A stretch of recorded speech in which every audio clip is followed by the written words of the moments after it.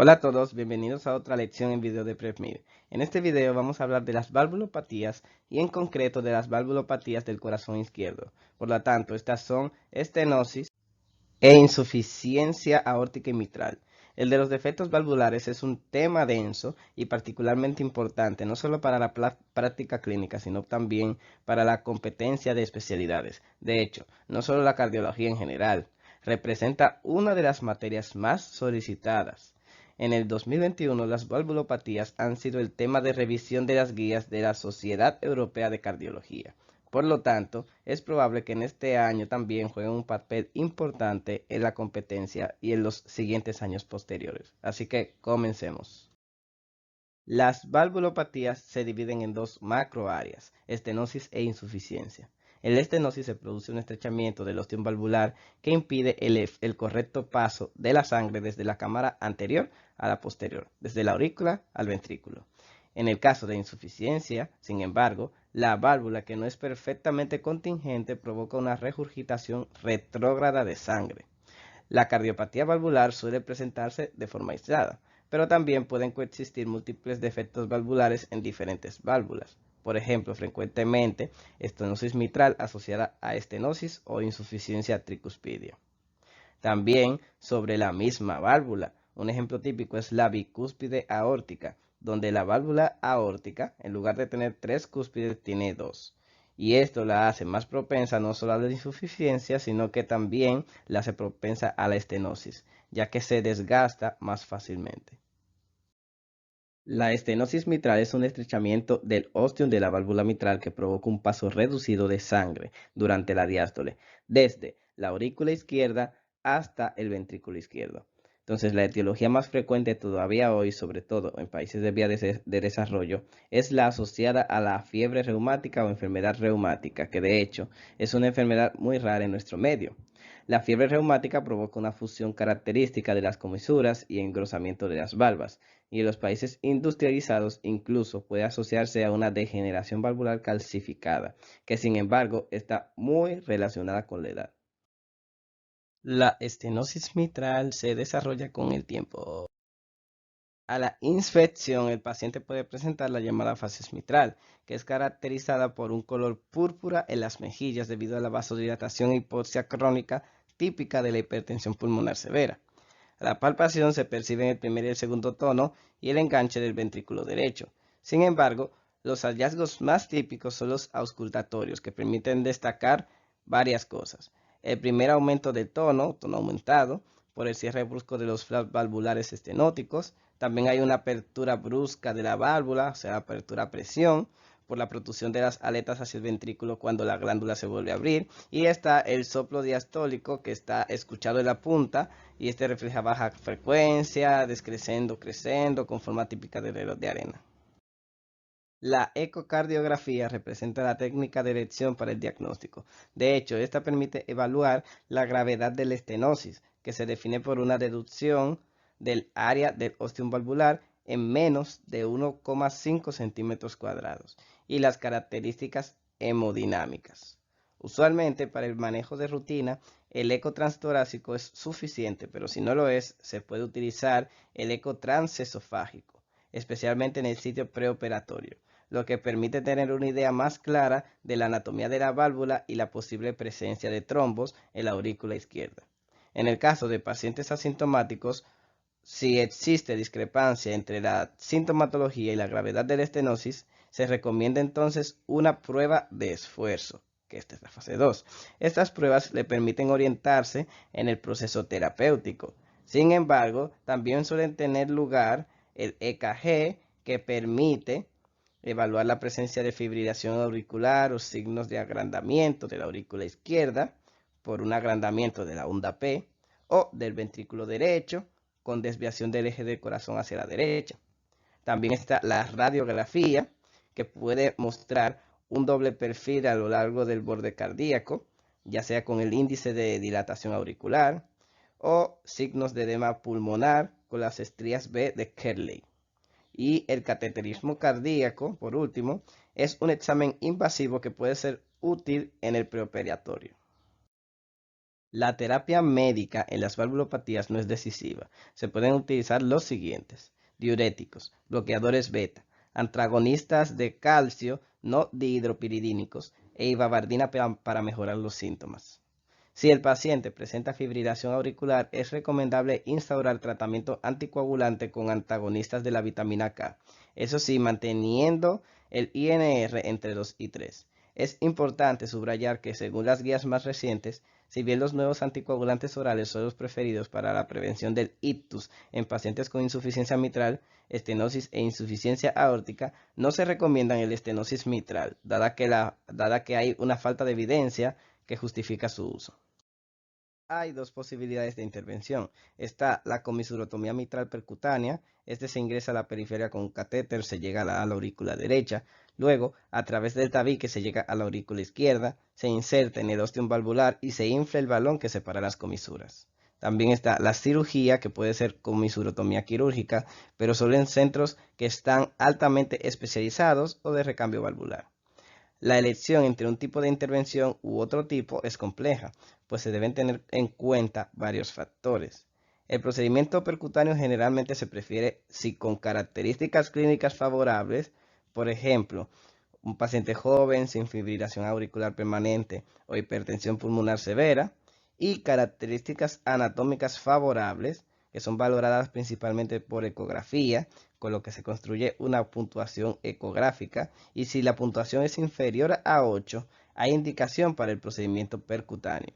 Sin contraindicaciones al procedimiento percutáneo, por ejemplo, un trombo en la aurícula izquierda, la asociación de una insuficiencia mitral más que moderada, o la ausencia de fusión de las comisuras, o en viceversa, calcificación severa de ambas comisuras, está así.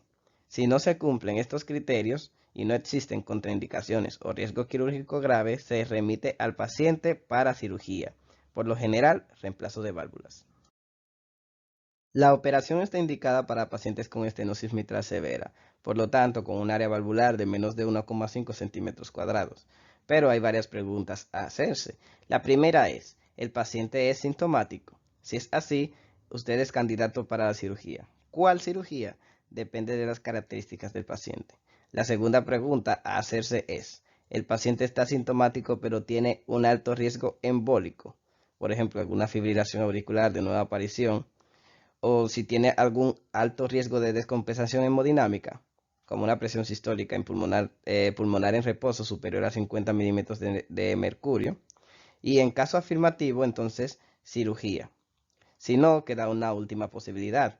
Hago que el paciente haga una prueba de esfuerzo. En este caso, se vuelve asintomático. Pues el paciente que permanece asintomático, pues pasa a seguimiento, mientras que el paciente sintomático bajo prueba de esfuerzo puede ir a cirugía también. Pasemos ahora a la discusión de insuficiencia mitral. En este caso, la válvula no cierra correctamente, por lo que durante la sístole se produce un paso de sangre del ventrículo a la aurícula izquierda.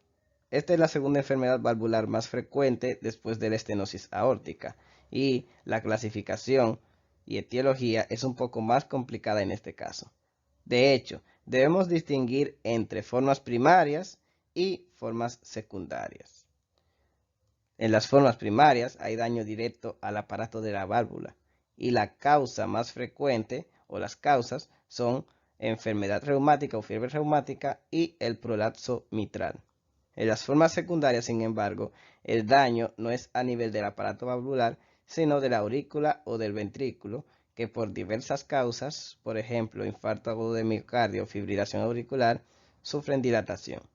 Por otra parte, en función del momento de aparición, la insuficiencia mitral puede desarrollarse de forma aguda, como en el caso de una rotura de un músculo papilar o de un tendón medular, miocarditis, isquemia, o también se puede formar con el tiempo, cuyas causas, los principales, se remontan a lo que acabamos de ver para la insuficiencia mitral primaria y secundaria. En este caso, la clínica y la fisiopatología son un poco más complejas y dependen de la causa y por tanto del momento de aparición. En los casos agudos no hay tiempo para poner en marcha mecanismos compensatorios, por lo que el aumento del volumen se traduce en un aumento de la presión y una reducción del gasto cardíaco que condiciona la sintomatología. Tendrá signos y síntomas de insuficiencia cardíaca aguda, como disnea, fatiga, debilidad y edema pulmonar, síntomas y signos de shock cardiogénico, por lo tanto, hipotensión, daño de órganos hasta la muerte súbita, y en cambio, puede faltar incluso la sintomatología específica de la insuficiencia mitral, que es el soplo sistólico. En la crónica, sin embargo, el corazón tiene tiempo para responder al aumento de volumen de la siguiente manera. La dilatación, o sea, la aurícula y el ventrículo se dilatan para responder el aumento del volumen de sangre causado por la regurgitación, aumento de la presión en la circulación pulmonar, y de esta forma inicialmente es capaz de preservar la función sistólica, pero con el tiempo, sin embargo, la compensación desaparece y comienzan los síntomas, que son caracterizados por signos de insuficiencia cardíaca como disnea, fatiga, ortopnea, palpitaciones, secundarias a la dilatación auricular que provoca la fibrilación. En cuanto a la semiología, los signos se encuentran cuando la insuficiencia comienza a volverse severa o moderada. Durante la inspección-palpación se pueden percibir un ictus sostenido, levantamiento precordial difuso, que son signos de dilatación de la aurícula y del ventrículo, además de que se escucha también un soplo de regurgitación parable. Los hallazgos auscultatorios son más característicos. El primer tono suele reducirse y es posible escuchar un tercer tono, en este caso de insuficiencia mitral severa, con un ventrículo dilatado. Y el hallazgo más interesante es un soplo sistólico que se ausculta en la punta, como mencionamos anteriormente. En cuanto al diagnóstico, nuevamente la ecocardiografía en sus diversas modalidades. Este es el examen de primera elección, ya que permite evaluar la gravedad de la insuficiencia, explorar sus causas, evaluar el área de regurgitación, el tamaño y las funciones del corazón izquierdo, la presencia de insuficiencia pulmonar e hipertensión.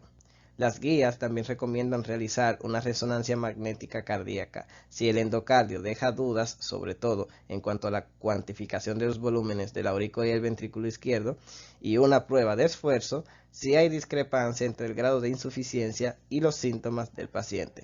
Otras pruebas que se pueden realizar son, una vez más, el EKG, que mostrará signos de dilatación auricular e hipertrofia ventricular, posible fibrilación auricular, y la radiografía puede resaltar la dilatación del corazón izquierdo, la posible presencia de edema pulmonar o congestión pulmonar. El cateterismo cardíaco, es un examen invasivo que puede ser útil en el preoperatorio. Esta tabla destaca los criterios ecocardiográficos que definen la insuficiencia mitral grave. En una evaluación compleja que toma en consideración parámetros cualitativos, semicuantitativos, cuantitativos y estructurales, se destacan algunas características de fundamental importancia para el algoritmo de manejo terapéutico, tales como el área del orificio de la válvula de regurgitación, que es mayor e igual a 40 milímetros. También está la dilatación de la aurícula con un diámetro al final de la sístole superior a 40 milímetros. La dilatación del ventrículo con un diámetro superior a 55 milímetros o volumen superior a 60 mililitros. Los criterios, entonces, a partir de ahí, son generalmente similares para insuficiencia mitral primaria y secundaria, excepto por el área del orificio de regurgitación y el volumen de regurgitación, que tienen umbrales más bajos en la forma secundaria para definir insuficiencia severa, que es señalado en la estrella. El abordaje terapéutico de la insuficiencia mitral depende del carácter primario o secundario de la enfermedad. También es necesario tener en cuenta si la patología se manifiesta de forma aguda o crónica. En cuanto a la terapia médica, en agudo se pueden utilizar diuréticos y nitratos para reducir las presiones de llenado, nitropusiato de sodio para reducir la poscarga y la fracción de regurgitación, agentes inotrópicos y contrapulsador aórtico para hipotensión y estabilidad hemodinámica, y en el crónico, sin embargo, no hay evidencia del uso profiláctico de vasodilatadores en el caso de fracción de eyección conservada, mientras que se recomienda la terapia de insuficiencia cardíaca si está presente. La operación está indicada para pacientes con insuficiencia severa que son o sintomático, siempre que el riesgo quirúrgico sea aceptable, asintomático, pero con desencadenantes que incluyen un ventrículo izquierdo disfuncional con una fracción de eyección inferior al 60% o un ventrículo izquierdo dilatado que sea superior a 40 milímetros. Una nueva FA o aumento de la presión de la arteria pulmonar, una dilatación auricular con un diámetro superior a 55 milímetros, siempre que el riesgo quirúrgico sea bajo y la probabilidad de tener una reparación duradera sea alta. También, en este caso, hay dos posibilidades de intervención quirúrgica, más invasiva o transcatéter o menos invasiva. En ambos casos, salvo en eventos agudos como la rotura de un músculo papilar, en los que generalmente se requiere un reemplazo valvular, la cirugía de elección es la reparación valvular. En particular, la cirugía de primera elección es la reparación valvular. Bien, siempre que el riesgo quirúrgico, claro, sea aceptable. Se recomienda entonces esto para pacientes que son inoperables y de alto riesgo, el TEER, que es reparación transcatéter de borde a borde. En caso de insuficiencia mitral secundaria, el primer paso imprescindible es la optimización del tratamiento médico de la insuficiencia cardíaca de acuerdo con las guías correspondientes. Es importante valorar la posible sustitución de los IE causartanes por la combinación de sacubitrilo y valsartán, o también se puede usar ivabradina. También evaluar si la resincronización cardíaca puede ser adecuada y si tras la optimización de la terapia persisten los síntomas, es recomendable evaluar la posibilidad de una intervención ante un mayor riesgo de deterioro de la función sistólica. Como se desprende del algoritmo terapéutico, el manejo de la insuficiencia mitral secundaria grave es complejo. El paciente es derivado para cirugía en caso de insuficiencia mitral severa que presenta síntomas a pesar de la optimización de la terapia médica. En este punto, si el paciente tiene otra enfermedad coronaria o cardíaca que requiere tratamiento, puede ser enviado para cirugía o un procedimiento de cateterismo, dependiendo de sus características. Si por el contrario el paciente no tiene que someterse a otro tipo de tratamiento, aún se puede considerar la intervención, que puede ser quirúrgico o la reparación de transcatéter, o sea, del TEER, o un MitraClip, que es un procedimiento mínimamente invasivo indicado para aquellos pacientes en los que el riesgo quirúrgico es demasiado elevado y bueno, para pacientes borderline se puede evaluar en este caso. Entonces, brevemente vamos a profundizar en el prolapso de la mitral, una de las causas frecuentes de insuficiencia mitral primaria. La definición es una extroflexión de los colgajos mitrales hacia la aurícula izquierda durante la sístole. Con respecto a la epidemiología, es muy común, del 1 al 3% de la población normal, aunque no siempre es patológica. Con respecto a la etiología, tenemos una degeneración mixomatosa más adelgazamiento de la capa fibrosa de colágeno versus una acumulación de material mucoide que hace que la válvula sea más elástica y flexible. Típicamente idiopática, pero también puede estar asociada con herencia autosómica dominante o más raramente ligada al cromosoma X, o ser causada por enfermedades del tejido conectivo como la enfermedad de Marfan, Ehlers-Danlos, osteogénesis imperfecta y distrofias musculares. Con respecto a la fisiopatología, el prolapso mitral es generalmente benigno y asintomático, a menos que esté asociado con una insuficiencia mitral o endocarditis infecciosa o FA. El paciente puede presentar síntomas inespecíficos como dolor torácico, disnea, palpitaciones, mareos, migrañas, que están relacionadas principalmente a problemas de la transmisión adrenérgica. También las palpitaciones, en cambio, son muy típicas, sobre todo desencadenadas por el estrés. Y las arritmias generalmente son benignas en estos casos. La semiología, hay un clic mesosistólico característico por la contracción del aparato subvalvular cerca del primer tono S1. Y este cambia con la postura. El diagnóstico, tenemos ecocardiografía para confirmar la sospecha clínica y la terapia por lo general no es necesaria, suele ser una condición benigna. Sin embargo, si la insuficiencia mitral se presenta como una complicación, debe tratarse en consecuencia. Pasemos ahora a las patologías de la válvula aórtica, comenzando con la estenosis. La estenosis aórtica es un estrechamiento del ostium aórtico que restringe el paso de la sangre entre el ventrículo izquierdo y la aorta durante la sístole. Representa la primera valvulopatía por frecuencia y está muy relacionada con la edad, especialmente dada la etiología. La primera causa de estenosis aórtica, de hecho, es la degeneración de la válvula, o sea, llamada también esclerosis aórtica, por eso tiene tanta relación con la edad. Y es que la válvula sufre una fibrosis y una calcificación por el tiempo pasado. Otras posibles causas son la aorta bicúspide en el paciente joven y fiebre reumática en los países en desarrollo. También en este caso, como en la estenosis mitral, la obstrucción del paso de la sangre provoca una sobrecarga de presión por un lado que repercute las aguas arriba en circulación pulmonar, provocando disnea, y por otro lado induce hipertrofia ventricular consecuente, aumentando las demandas metabólicas y por lo tanto dando angina. Sin embargo, con el tiempo, el corazón no puede compensar la hipertrofia, por lo que tiende a dilatarse. Por lo tanto, va a haber una reducción de la fracción de eyección y de la amplitud, y de ahí es que llega el síncope. Entonces, respecto al ventrículo, hay una disminución de la fracción de eyección y de la amplitud, algo que hace predisposición a la fibrilación dada por la dilatación auricular. Es importante recordar que la tríada sintomática típica de la estenosis aórtica es disnea, angina y síncope. En cuanto a la semiología, entonces la inspección no detecta signos visibles. Sin embargo, a la palpación es posible encontrar un pulso pequeño y tardío, un ictus prolongado en el dedo del pie, que si además hay disfunción sistólica, se desplaza. En casos severos se puede sentir un cuarto tono palpable en la punta, que es un frémito temblor sistólico correspondiente al soplo relativo. En cuanto a la auscultación, sin embargo, el primer tono es normal. El segundo tono, en cambio, puede ser único.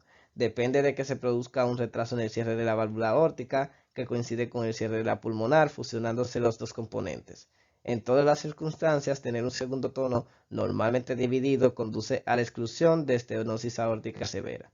El hallazgo más característico es, sin embargo, un soplo sistólico típicamente áspero y estridente, increscendo, descrescendo, en forma de diamante, que se ausculta a nivel del margen external superior derecho e izquierdo y puede irradiarse a la clavícula derecha y además a las carótidas, especialmente a la carótida izquierda.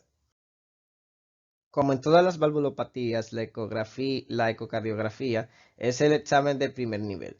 De hecho, permite confirmar el diagnóstico, determinar la gravedad de la patología, la presencia de calcificación, la función ventricular y la posible presencia de dilatación, así como otras patologías tanto valvulares como aórticas y otros factores pronósticos. Es importante subrayar que hablamos de estenosis severas si se detectan un gradiente de presión promedio mayor o igual a 40 milímetros de mercurio, una velocidad máxima transvalvular mayor o igual a 4 metros por segundo y un área de válvula en menos de centímetros cuadrados. En este caso, hablamos de estenosis de alto gradiente y con estas características, la estenosis es severa, independientemente de la presencia de disfunción ventricular y condiciones de flujo. Las pautas también recomiendan una serie de otros exámenes en profundidad que incluyen la búsqueda de péptidos natriuréticos, la prueba de estrés para provocar síntomas en pacientes asintomáticos, TAC cardíaco para valorar mejor la anatomía de la aorta y la posible presencia de calcificaciones, resonancia magnética cardíaca para identificar cualquier fibrosis miocárdica o amiloidosis, angiografía coronaria, especialmente en la fase preoperatoria para evaluar la posible necesidad de revascularización.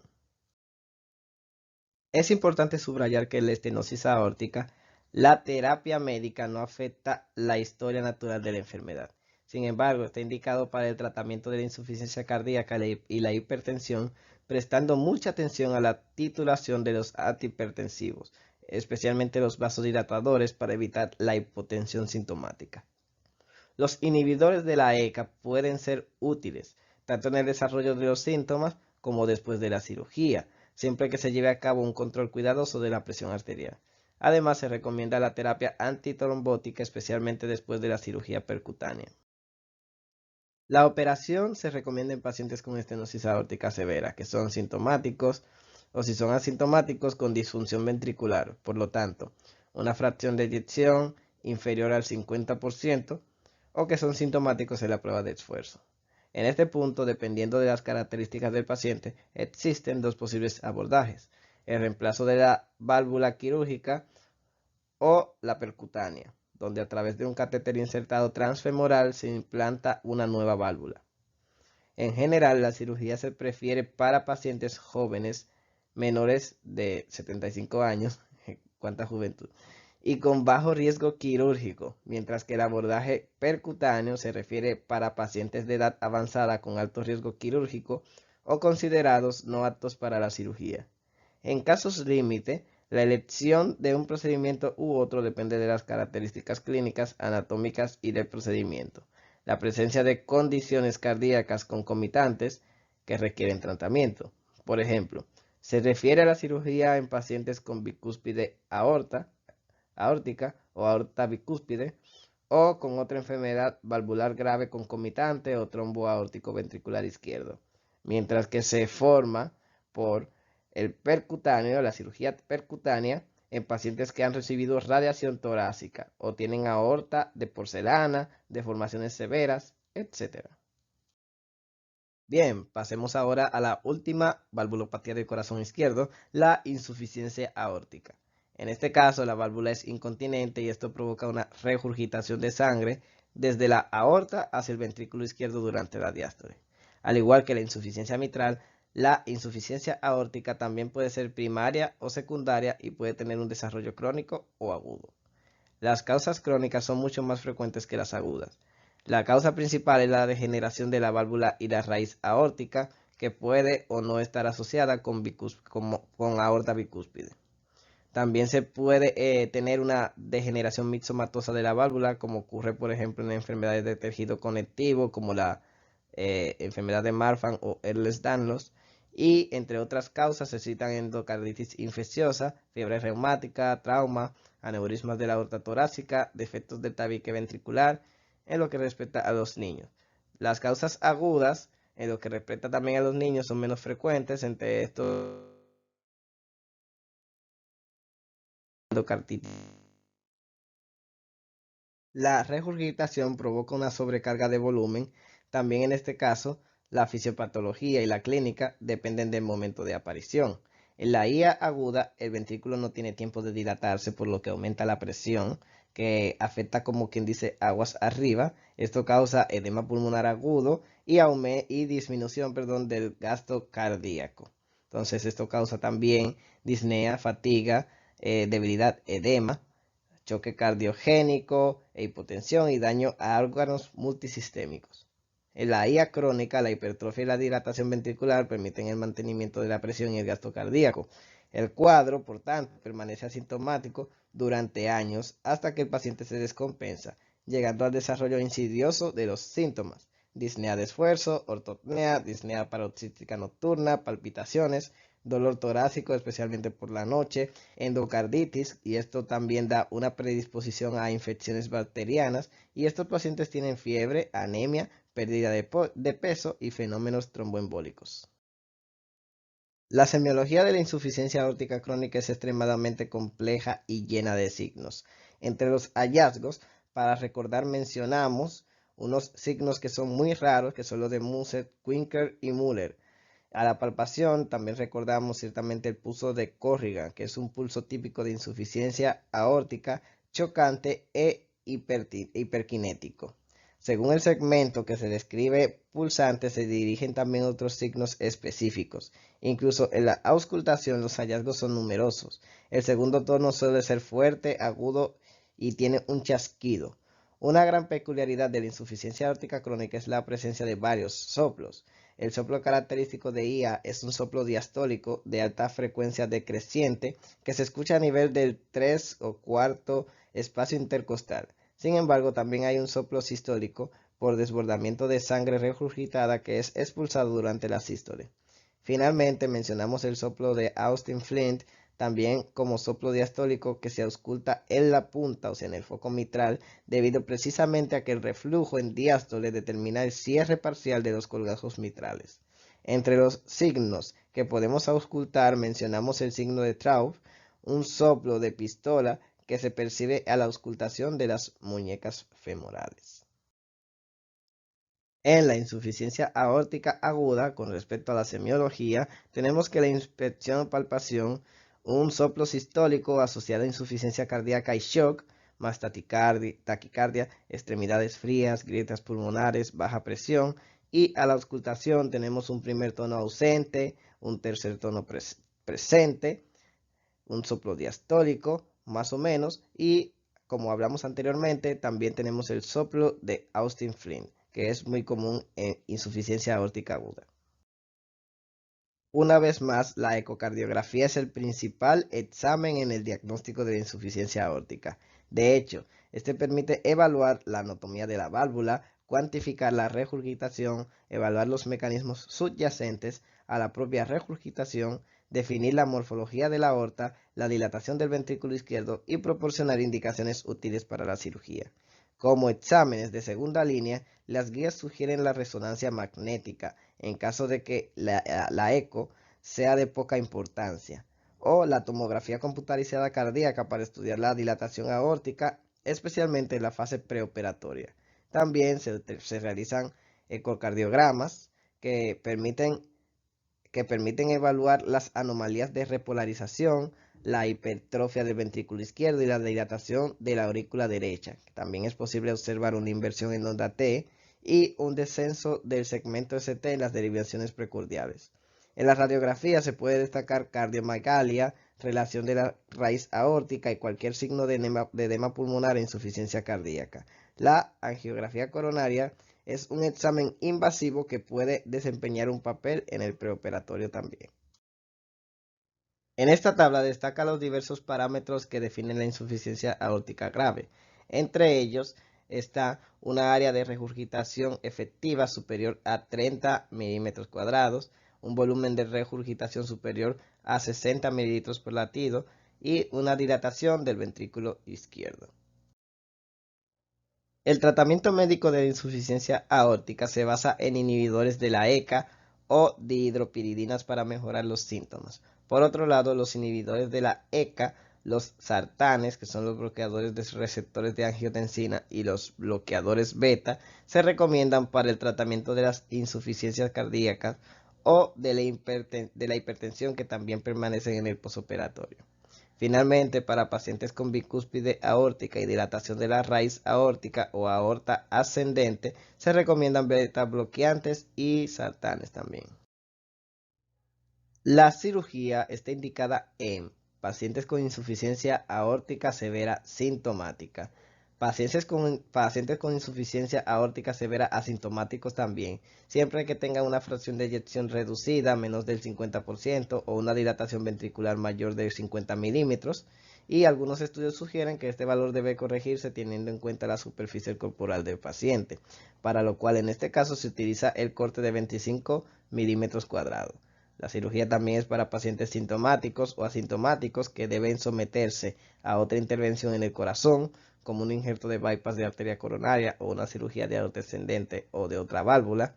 También para pacientes con dilatación importante de la aorta ascendente, cuyo corte depende de las características del paciente. Para sujetos con Marfan, el corte más allá necesario del operar es de 50 milímetros, que se convierte en 45 en caso de factores de riesgo adicionales. También en pacientes con aorta bicúspide y otros factores de riesgo o coartación aórtica que deben considerar. En este caso, según las guías, el procedimiento estándar de intervención es el recambio valvular quirúrgico, siempre que el riesgo operatorio sea compatible.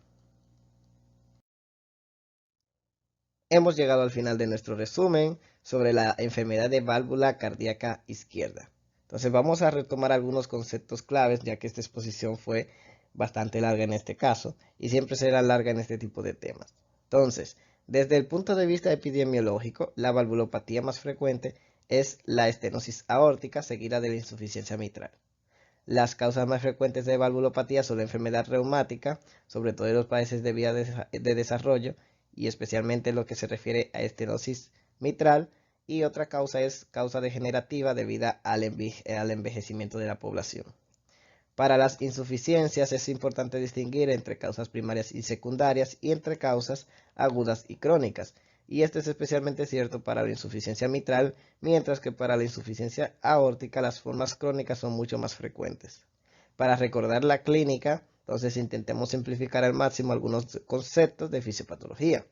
Recordemos que la estenosis, la clínica, viene dada por una sobrecarga de presión que repercute aguas arriba, mientras que la insuficiencia se produce un aumento del volumen al que el corazón responde de forma diferente según sea de inicio crónico, en cuyo caso puede poner en marcha mecanismos compensatorios, o agudo, en el que responde al aumento de volumen con aumento de presión y reducción de tiro. El ventrículo izquierdo no está afectado en la estenosis mitral, por lo que la clínica se caracteriza principalmente por fibrilación auricular y síntomas pulmonares como disnea, edema pulmonar. En el resto de patologías también hay afectación en el ventrículo izquierdo, por lo que también aparecen angina y síncope. El diagnóstico es similar en todas las valvulopatías, y es importante recordar que el examen principal es la ecocardiografía, un examen que le permite evaluar la gravedad de la enfermedad y luego orientar el curso de la acción. También es importante agregar una prueba de estrés para provocar síntomas en pacientes sintomáticos, EKG y radiografía que pueden mostrar algunos signos de la patología de base, y los exámenes de segundo nivel que pueden ser tomografía computarizada, resonancia magnética cardíaca, mientras que la angiografía coronaria, al ser un examen invasivo, generalmente se usa en el preoperatorio. Entonces, para cualquier información, aquí está el código QR relacionados con las pautas a las que nos hemos referido para la realización de estas diapositivas. Y muchas gracias por su atención. Les recordamos que pueden responder los cuestionarios relacionados con el tema que se encuentran en nuestro sitio web y aplicaciones en Android y iOS. Busque PrepMirTube en la página de inicio de estas plataformas. La videolección de PrepMir termina hoy, pero muchas gracias por su atención y nos vemos en la próxima videolección.